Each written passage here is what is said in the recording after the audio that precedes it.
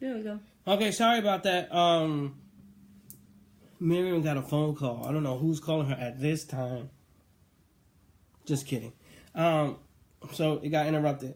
So what I was saying earlier was in Luke chapter 22, verse 36 to 38, it says, "But now he said, take your money and a traveler's bag, and if you don't have a sword, sell your cloak and buy one. For the time has come for this prophecy about me to be fulfilled. He was counted among the rebels. Yes, everything written about me by the prophets will come true. Look, Lord," they replied, "we have 2 swords among us." "That's enough," he said.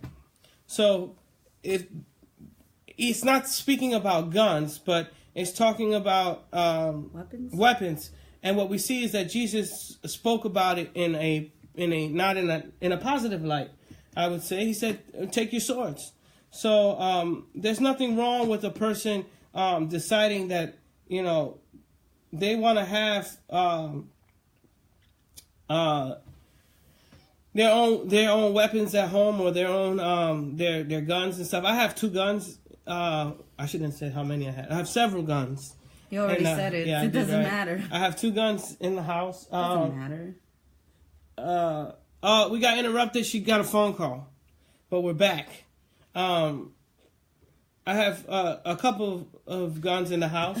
Okay. Yeah. Anyway, so I used them professionally for my profession at one point. I had to carry on me. I had gotten some death threats, and it was advised to me to do that. So that's what I've done for years now. I've had them.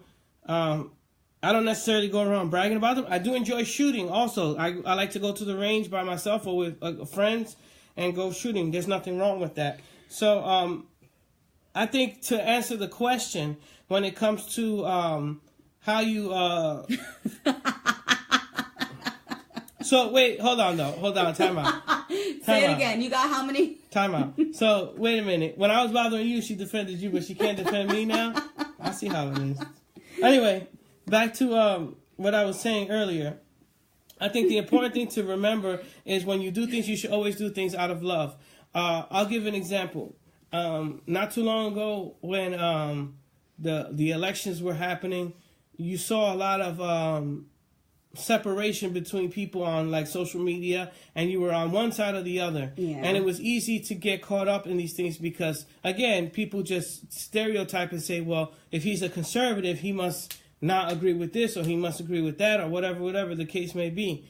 But what I saw was that people were doing stuff, and it was getting to a point where it was not done out of love. Mm-hmm. So even to debating about police and police tactics and stuff, I bleed blue, and that's just how it's been because I've been a part of that. So I know what it's like to have good officers that do their job, and I know that there's crappy officers, but 9 times out of 10, I'm going to side with the officer just because that's what I know to be true. But that doesn't make other people's opinions less valuable.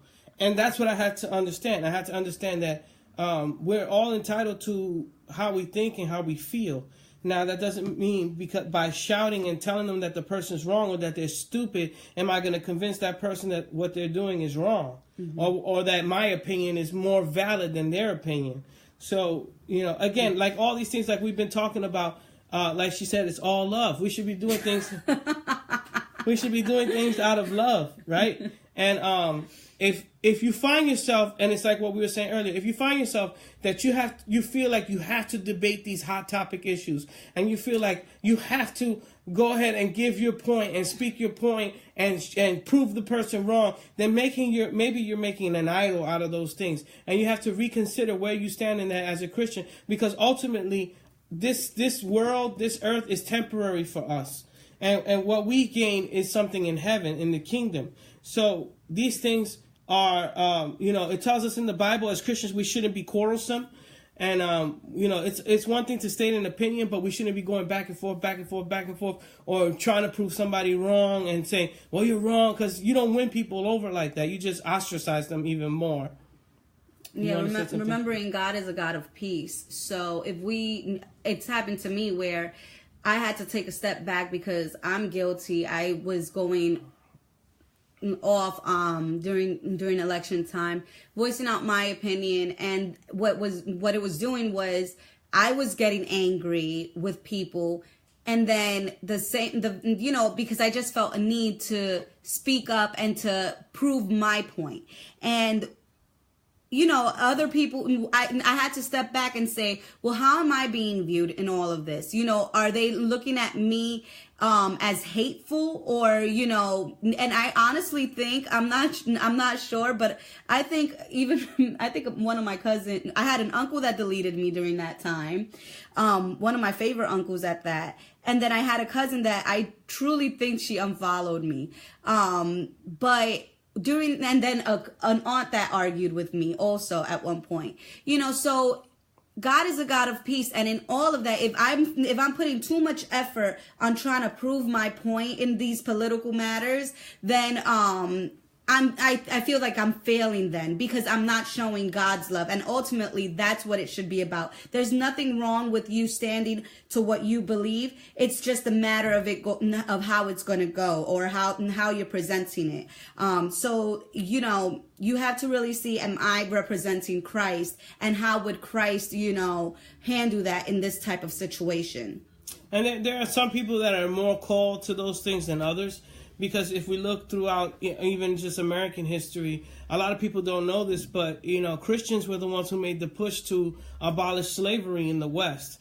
And it was a Christian missionary movement that started that. And they stood true to their convictions. The Pentecostal church, when it started, was integrated in the early 1900s, way before it was okay for people to be integrated in their homes. But the early Pentecostal movement was built on that, was built on integration between blacks and whites. So what we see consistently is people who are held true by God. And you gave an example earlier that they fight for those things, not just, in their churches or in their local areas, but in politics and in those things. So there's people that are called to that. But ultimately, like she said, we don't want to ostracize people over a political thought process. And I wouldn't want... I couldn't decline. No, we're still live. Oh, okay. We're still good. She's going to call a million more times. Text her. So, are we still live? Are we still good? I think. I don't know. If we're still live, put a thumbs up. If we're still live, hit a thumbs up.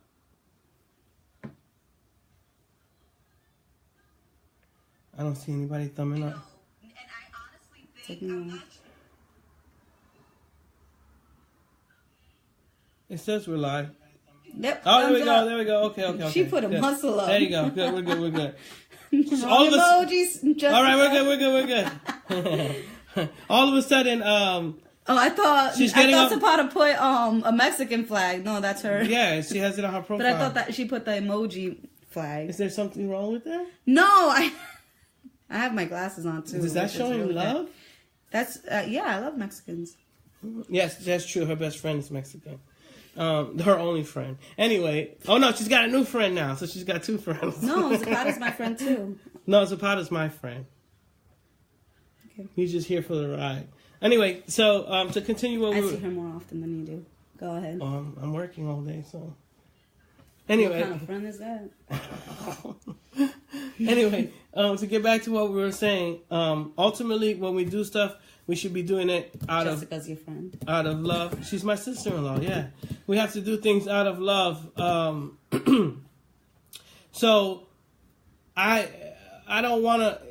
It's kind of... all these scenarios, in all three of these scenarios, these are great questions. And it's kind of like touch and go with a lot of these things. You have to use sound judgment. Mm-hmm. You have to use biblical reference. You have to pray on these things. And, ultimately, I am a gun owner, but I don't want to ostracize somebody who's not a gun owner. Like I saw a video today where the guy was outside with an AR-15 on his shoulder, and he went to the march for the people who were marching against guns. Obviously, he went there to start an issue, Mm-hmm. The original question, Zapata, was the person was having some issues when it came to gun ownership and Second Amendment rights and being able to discuss it in a way that didn't overstep what he did as a Christian, or how could he or that person mesh them together. Mm-hmm. And I think, like I was saying, Ultimately, I'm an American, but above that, I'm a Christian. I'm a Hispanic, but above that, I'm a Christian. I'm a New Yorker, but above that, I'm a Christian. So that's what we have to carry with ourselves. First and foremost, how do I represent myself as a Christian in this scenario? So if I can't have a conversation with somebody and reflect Jesus, then you have to analyze it a couple ways. Maybe I shouldn't be having this conversation. Maybe I should leave this conversation for another time. Maybe I should do some more research. Maybe just have this conversation when it's not as hectic as it normally is. I have friends that are very, very, very, very liberal. And I remember the person putting something up about, I can't remember what it was, but basically saying something about the Bible. And it wasn't very, something about women being underfoot in the Bible or something like that. And I used several different verses where I said, the Bible tells us that you should treat your wife as yourself, and we're one, and all these different things. So the person took one verse and didn't know the other things. But I stopped and I showed her the verses where it says, different things about how you should love your wife and all that stuff.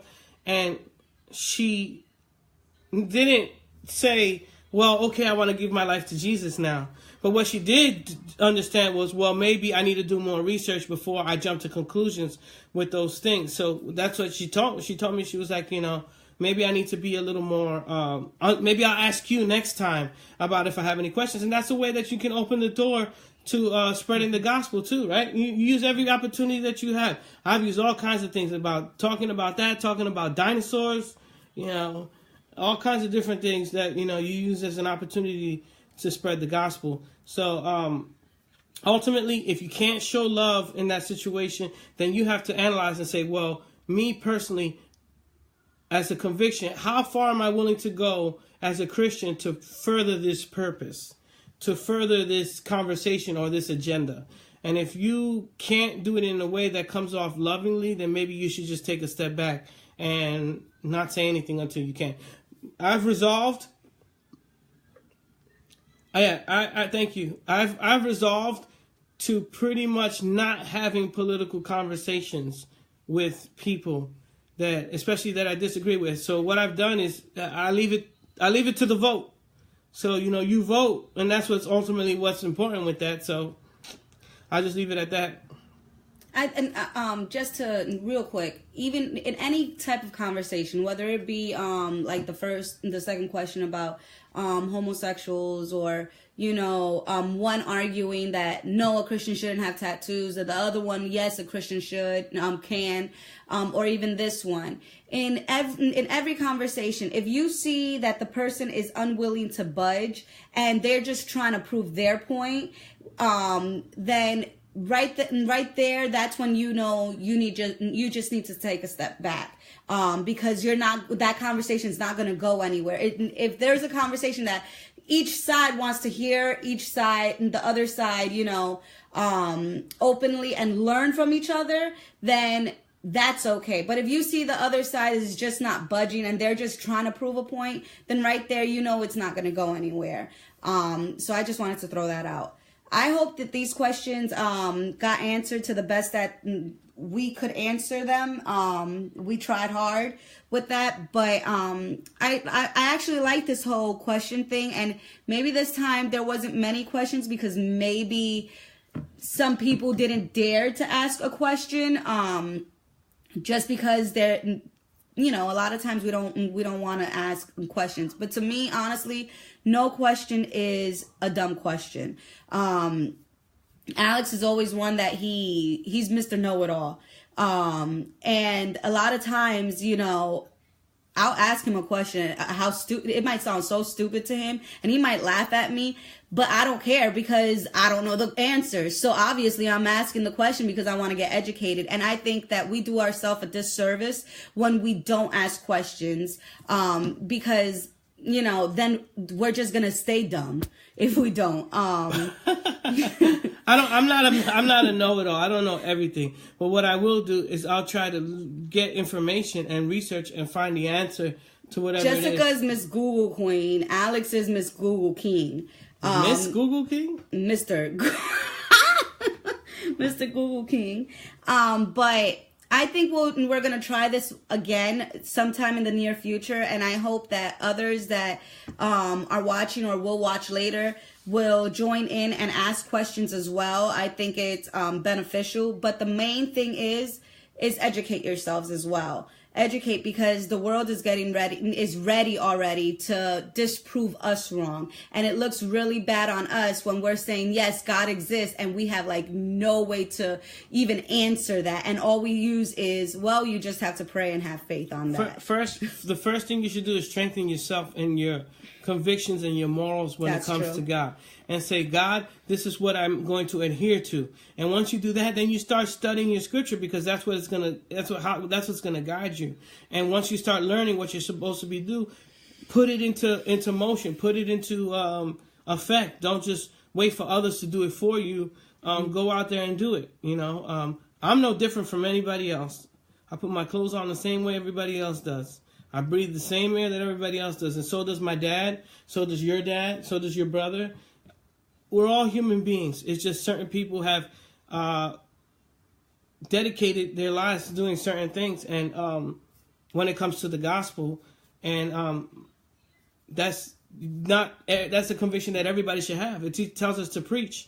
It doesn't have to be just preaching in the church. It could be preaching to your family members, your coworkers, in your place of business, and at schools, with your friends.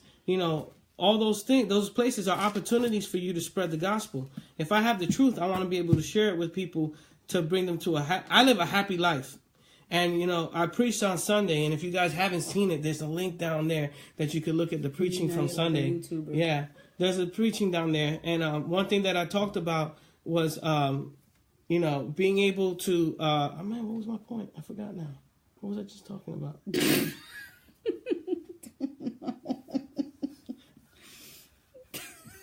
Well, one thing I was talking about is preaching, right? And going out and doing what God has called you to do. And sometimes people don't, they feel like they're not good enough to do those things when God has given us more than enough. And I know what I was going to say. I preached about, and in the Bible, in the scripture, says that His grace is sufficient. I don't need anything else in this world. His grace is sufficient. It tells us in the Bible also that the birds of the air don't look for anything. God sustains them. Mm-hmm. What more us that are His followers, His children? So I advise you, I live a happy life. If I died tomorrow, I know I'd say I lived a happy life. I don't have much. As you can see. I don't need for much either, because God's grace is sufficient in my life. Mm-hmm. So if you're looking for true happiness, if you're looking for a way to feel at peace in your life, God's grace brings peace and love on you and your loved ones in your home. It shows you a way to be able to deal with these situations, not only your questions, but also how to deal with the problems that come in life, relationship issues, all these types of things. God gives us a way to get through it, to maintain it, to rest on Him in order to get to that next level. So, yes, we have questions, and yes, we desire answers, but the first thing we want to do is say, I have decided that this is what I want with my life. God has chosen, because He's a gentleman. He's not going to come in unless you let Him in. God, I want you in my life. Okay, now I'm going to read my scriptures and see what it says on how I should live my life according to different scenarios, whatever it is, and I'm going to adhere to those convictions in my life. Mm-hmm. Am I going to do it all the time? No. And God understands that. Am I going to falter? Yeah, sure. And am I going to be perfect? Absolutely not. And anybody who tells you that as a Christian you're perfect is lying to you. So we falter, but we understand that we fall back on God's grace. Mm-hmm. And once you understand you have God's grace and mercy in your life, then you could guide your family and your friends and look all those things, and you'll see that peace will come upon your life. Amen. So, again, hopefully this was helpful for you guys to answer your guys' questions. Going forward, we just want to be able to help you guys as much as we can in any way that we can.